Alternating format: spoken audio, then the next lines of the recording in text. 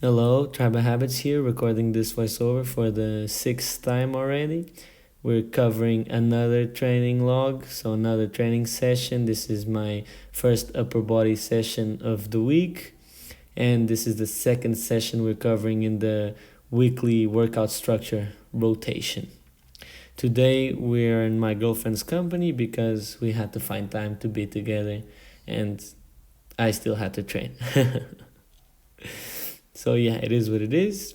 And today we're doing weighted push-ups, weighted super wides, and ring push-ups. That's the current structure of this workout, and of course, it's subject to change depending on types of experiments I'm making to see what fits myself best and stuff like that. Fits me best. My bad.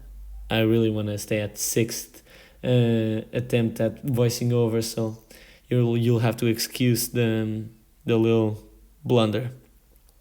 Anyway, I'm preparing the weight belt and psyching myself up for the first weighted push-up set, which is with 20 kilos here.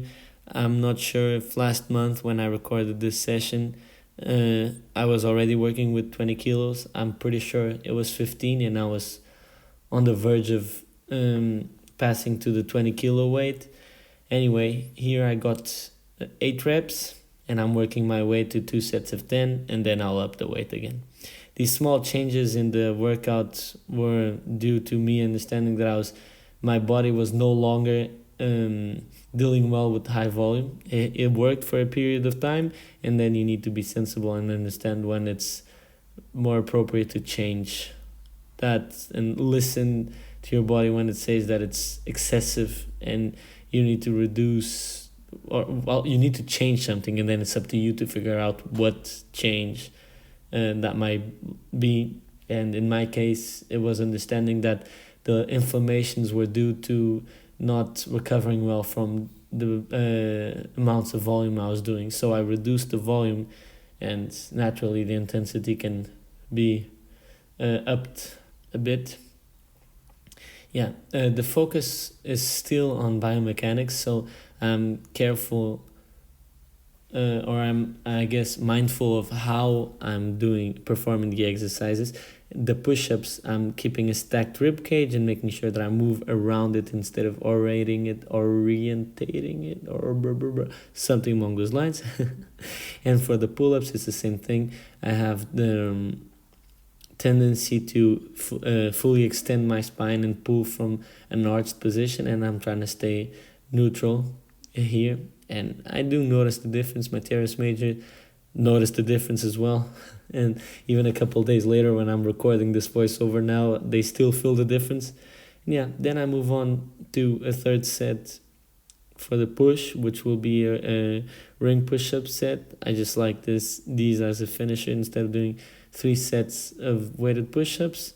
And the third set can allow the turnout. So I guess what I mean is the third set, I change it up so I allow the pecs to go through a different range, slightly different, and so that it can introduce a movement with a contraction at the top, a little squeeze with the ring turnouts. Yeah, for the super wides, I just do 3 sets. So it's 2 sets of weighted push-ups, 1 set of ring push-ups, and 3 sets of super wides, and then I move on to the arm isolation, which is, preacher curls and GM presses. GM presses have been going well. Struggled for a while in that movement, but they've been getting better as I familiarize myself with the movement. And yeah, here you can see the struggle of the correct form ring push-ups. Correct form for me, ring push-ups. And one of these days I'll put a set of me doing, I don't know, like 20 ring push-ups with my old form, and you'll just see the difference that it makes for me when I'm trying to push off my pecs, as apart from pushing with whatever I get from the movement. Yeah, the preacher curls here, not going as deep as I would like to, but I'm pretty happy with the 18 kilos, and I'm just slowly working my way up to owning this weight. Yeah, of course the golden will be upping the weight, but now for now I have my hands full with just handling this weight, and hopefully in a couple of months I'll have this weight owned. You can see me struggling, seriously struggling. Doing the 3 sets here was an all-out war. My girlfriend was having fun looking at my facial expressions doing these sets. My left arm is considerably stronger than my right arm, and I'm pretty happy with the depth for the left arm. Just the right one is a bit iffy. It's still not like arm wrestling style, but I don't know. I would like it to be a bit better. Anyways, on to the next section. Okay, so now for this week's dose of somewhat cohesive scattered thoughts. A text I wrote about the concept of Bushin, one that walks his own path.